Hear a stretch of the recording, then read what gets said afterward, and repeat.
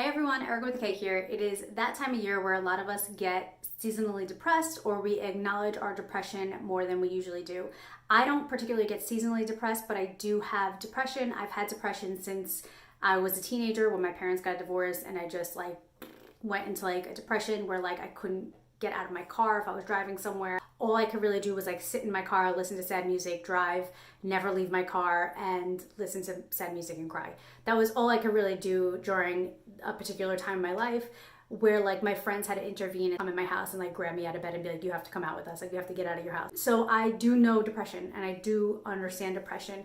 And I know during this time of year, I think that this happens because of the colder weather, especially if you live in a place where seasons change. Or I also think it could be because of the holidays. I mean, you think about it, you spend your life being I want to get out of this house, I want to live on my own, I want to do my own thing, and then the holidays come and it's mandatory, you have to be around the people that you just tried to escape.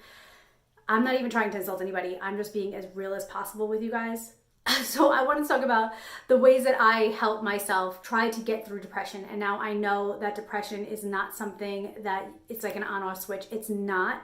It's something that's inside of you. And there are days where I'll just be in a mood, I'll be depressed. And my husband's like, are you okay? And I'm like, it's not you. I love you. I love our life. I'm so thankful, but I'm so depressed and it doesn't make sense. And so these are just some things that I've been working on for myself to try to not have those feelings. So one of them is being in the moment. I try to be in the moment as much as possible. I try to get out of my head as much as possible and just be present in the actual moment. I'm going to go through this list kind of quick. I try to shower every day. I know that sounds crazy, but if you're not doing anything, sometimes you just feel you don't want to shower, especially when it's cold and chilly and just you just want to stay in your pajamas.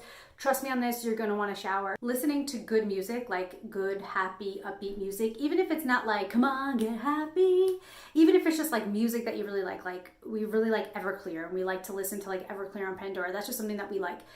Just music that's relatable, but happy, and Blues Traveler, and those are is music that we would listen to. I try to stop watching murder mysteries on YouTube because they just make me feel so funky. And in the moment they don't, because I think I'm Shelby Woo and I'm gonna crack the case and all this stuff. Even if it's a solved case, I just try not to watch it. It just makes me feel not okay. And then I have trouble sleeping at night because it's on my mind.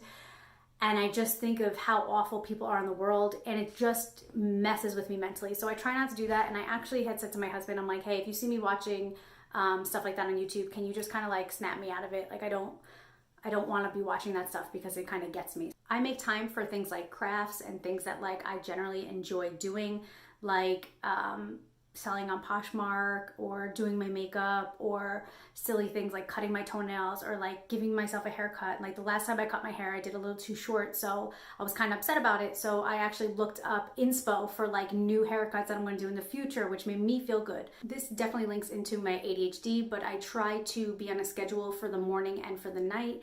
And this is something that I didn't grow up doing, flossing every night, but or every morning. We didn't really floss in my family. But I try to do that. So I have a routine where I brush my teeth in the morning, and then I floss, and then I rinse, and then I do it at night. And it's just little things like that that just make you feel you're taking control of your life. And it makes me feel better. I mean, who could say that flossing makes them feel better? But it makes me feel better. I feel this part I might get a little bit of hate for. I don't support diet culture, and I don't diet, but I do take control of my lifestyle and what I eat and exercise, and that is huge for me. I actually had said it to one of my friends that I've been best friends with for ever. I was I wish I knew when I was younger, because she was a gym rat, and she would try to get me to go, and I'd be I really don't want to go, I don't want to do this. And I had said to her recently, I was I wish I knew how much that impacts my mental health. And I think that also has to do with ADHD, because I get restless in my mind.